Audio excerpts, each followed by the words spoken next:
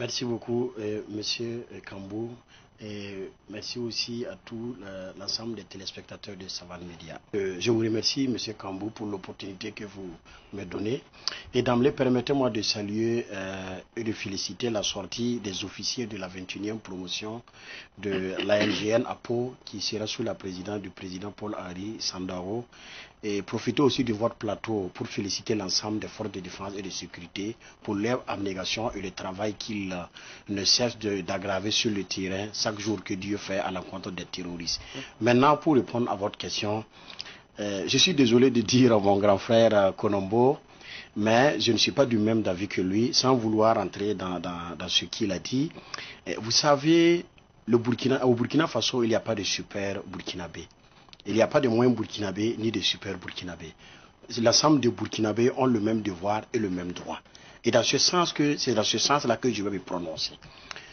Et tout ce que certains pensent et ce que certains appellent insurrection, en aucun moment je ne suis d'avis avec ces personnes-là. Il n'y a jamais eu d'insurrection. Il faut qu'on rétablisse certaines vérités. Il n'y a jamais eu d'insurrection au Burkina Faso. Pour peu de connaissances que moi j'ai, il y a insurrection quand il y a une révolte au niveau de la population, au niveau du peuple. Et tout le monde a été témoin de ce qui s'est passé en 2014. Il y a eu des pré-campagnes, il y a eu des agissements des hommes politiques qui ont sillonné les différentes provinces, les différentes régions, les différents arrondissements pour essayer d'intoxiquer l'esprit des gens. Et moi j'ai été témoin. Il y a des messages comme tels, il y a des messages comme tels qui a été passé dans une mosquée où moi je prie. Où l'imam a dit dans la mosquée qu'il faut que les musulmans se mettent ensemble pour barrer l'article 37, parce que l'article 37 veut voter une loi pour permettre l'homosexualité au Burkina.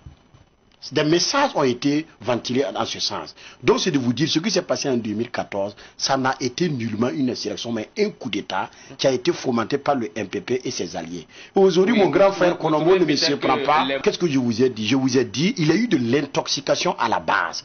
Il y a eu des acteurs qui sont allés vers la population pour essayer de les intoxiquer, leur prêcher la mauvaise information pour les amener à la rue. Et c'est pas moi qui le dis. Allez-y demander à M. Bala Sakandé qui a eu à dire... Vous êtes en train de dire que oui.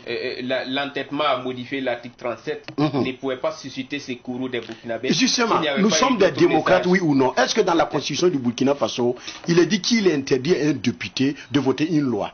Les députés là sont votés à l'Assemblée pour pouvoir voter des lois.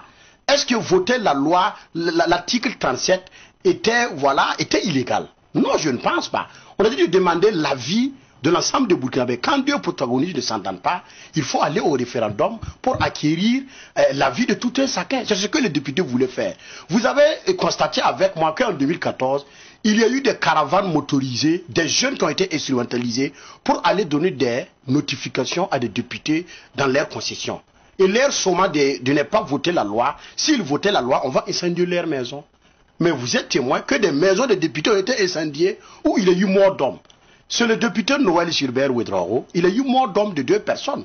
Il y a eu l'ancien président de l'Assemblée, Boinsan, et autres concessions. Donc c'est de vous dire, la plainte que M. Léonce connaît, a posé contre M. Bala Sakandé et Émile Paré, pour moi même on devrait élargir et même mentionner le MPP.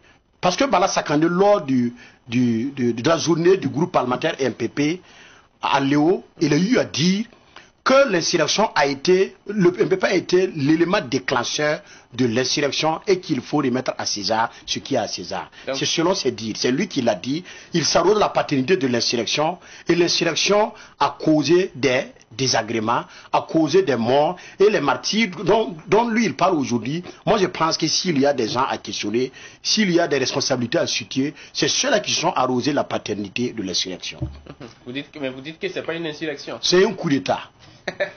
Permettez-moi de relever une citation. J'aimerais prendre l'opinion nationale en témoin et l'opinion internationale. En aucun moment, ma personne de l'OTA ne voudrait manquer de respect à la population burkinabé. Mais je suis contre le fait qu'on tronque l'histoire de notre pays. Histoire pour histoire. Je n'ai jamais dit que l'insurrection, que le soulèvement populaire est interdit dans la Constitution. Je vous ai démontré par A plus B les instigateurs de cette insurrection.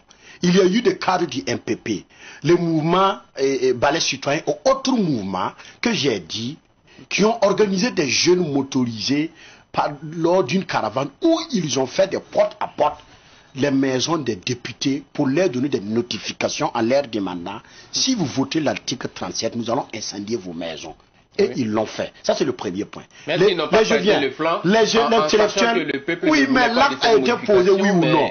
Je vous demande en tant que journaliste et intellectuel, est-ce que l'acte a été ce qu'ils ont dit qu'ils vont faire là? Ils ont posé l'acte, oui ou non? Ils l'ont posé.